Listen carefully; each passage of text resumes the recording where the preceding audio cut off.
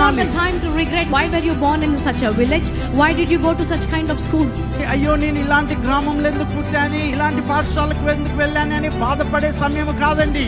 Mean that if you can't speak in English, you don't have a purpose. English లో మాట్లాడలేనంత మాత్రాన మీకు ఉద్దేశం లేదు To అన్నాడు. complain that everybody is going somewhere, I am still in India. God has a purpose, and that's why you are in India. When Moses did not understand the purpose of God, tried his own way.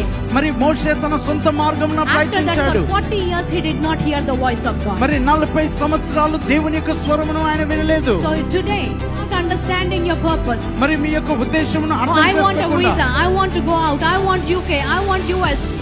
Be careful. Maybe the voice of God will be shut down in your life forever.